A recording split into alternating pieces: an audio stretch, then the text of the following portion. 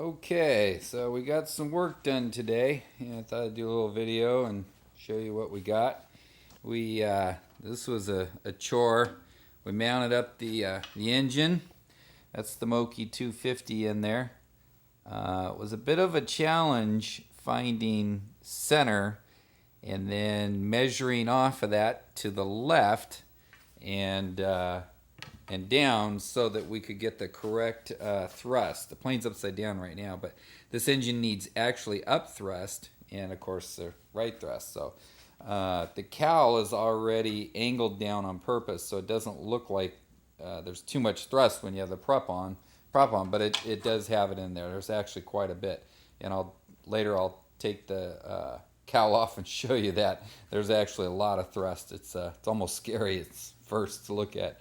Then we got the horizontal stab mounted on today too. This I did a little modifying. I didn't. They had it. They had a couple options, but one I didn't like. They had a single Kevlar rod go all the way across with just a single ball joint to one of the servos. To have one servo.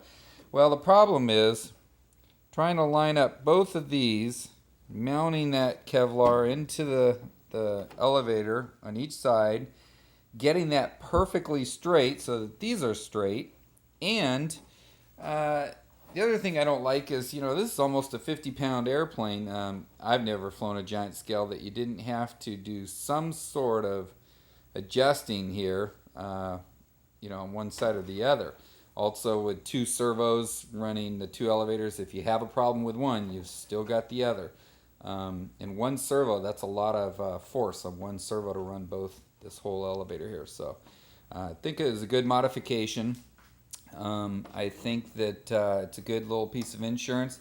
Yeah, it's added a little weight in the tail, but it's very little. It's not much, and I think it's worth it. So we have this split here that we can adjust independently, and I just think it's a better way to go and stronger all the way around. It is a removable on both sides. There is a set screw here that goes into the tube, the spar that runs across, aluminum tube, and there's one on each side. You unscrew that and it slips right out. You have to take of course the screws off of this. So it's a bit of work, but if you had a problem, you can always do it if you needed to. So that's pretty much it for today. It was mostly the engine. This got several hours into the engine. It is a little bit of work, and I'm happy with how it turned out so far. Of course, the true test is always the flying, but there's not much room for clearance all the way around. I'd say there's not much more than a quarter of an inch all the way around, so it's pretty tight in there.